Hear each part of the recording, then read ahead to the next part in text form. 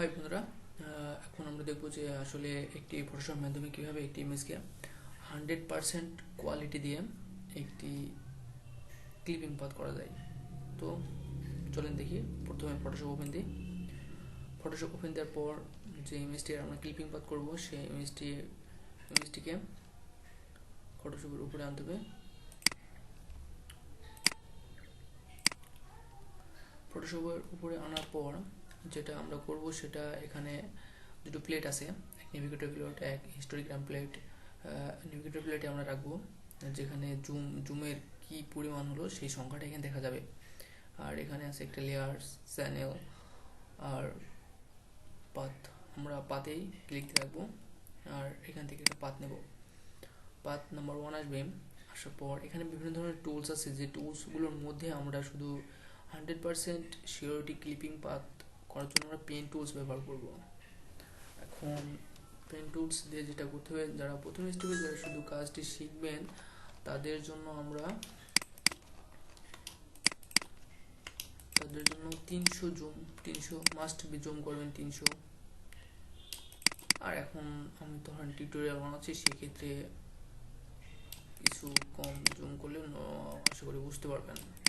আর সবসময় লক্ষ্য রাখবেন এটাই যে ইমেজে কখনো অরিজিনাল ব্যাকগ্রাউন্ড ক্লিপিং পাথ করার সময় অরিজিনাল ব্যাকগ্রাউন্ড যেটা, সেটা যেন ভিতরে না আসে। আর অবশ্যই লক্ষ্য রাখবেন যে প্রতিটি স্টেপ বলতে, এই ধরেন এখানে যেমন একটা কাজের একটা স্টেপ আছে এখানে, ঠিক এই স্টেপটাই অ্যাঙ্কর বসাবেন। আর অ্যাঙ্কর বলতে সাধারণত আমরা যে স্টেপটা বোঝাচ্ছি সেটাই।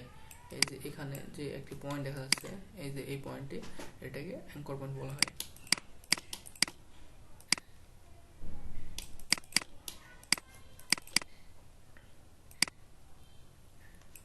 আর এটা সরানোর জন্য, নড়াচড়া করার জন্য আমরা ব্যবহার করব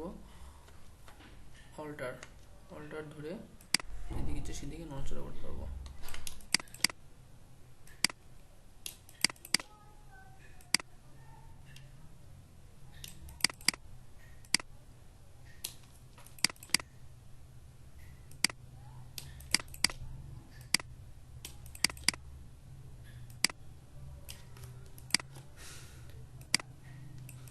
আশা করি বুঝতে পারছেন যে আমি কিভাবে করছি। আর না বুঝলে অবশ্যই কমেন্টে জানাবেন।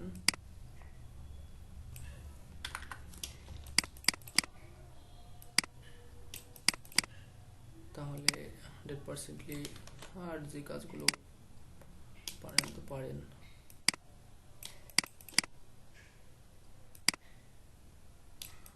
অবশ্যই যেখানে আমি আবারও বলতেছি আপনাদের যে যেখানে মানে কাজের স্টেপ শেষ হয়ে যাচ্ছে, ধরেন এই জায়গাতে একটা এখানে একটা জোড়া দেওয়া আছে, ঠিক ওই জোড়া দেওয়ার ওই জায়গায় একটি কর্নার বসিয়ে দেবেন।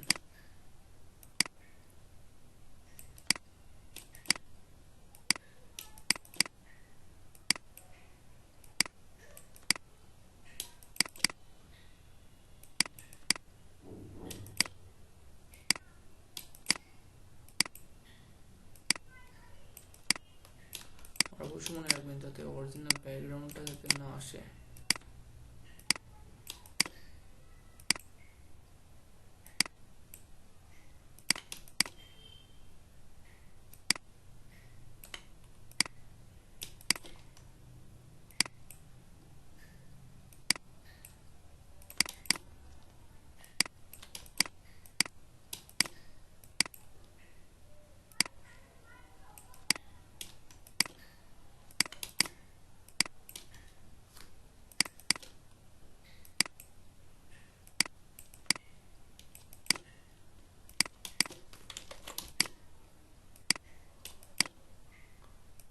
একটি কাজ হলো সেটা হলো অ্যাঙ্কর পয়েন্ট মুছার জন্য আমরা সাধারণত কন্ট্রোল অল্টার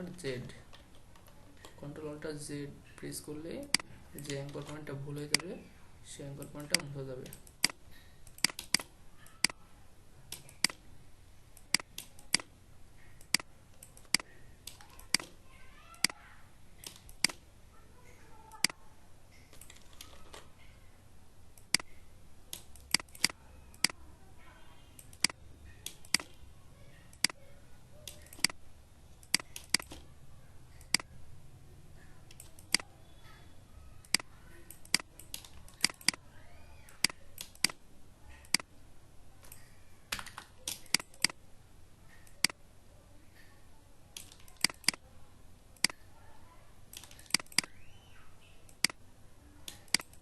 ফার্স্ট যেখানে এসেছিলাম আমরা ঠিক সেখানে চলে আসছে।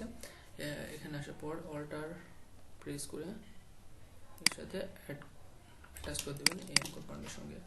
এবার আমরা দেখবো যে 100% আমাদের ক্লিপিং পাথ করা শেষ হয়েছে কিনা। তার জন্য কন্ট্রোল এন্টার প্রেস করবো। কন্ট্রোল এন্টার প্রেস করার পর যখন সিলেকশন লেখাটা এমন দেখা যাবে তখন কিউ প্রেস করব। কিউ প্রেস করলে ঠিক এমন ব্যাকগ্রাউন্ড চেঞ্জ দেখা যাবে। সেগুলো বুঝতে পারছেন যে ক্লিপিং পাথ 100% ক্লিপিং পাথ করলে কেমন লাগে। আর আগের থেকে ইমেজটা এখন দেখতে অনেক সুন্দর লাগছে। ধন্যবাদ সবাইকে।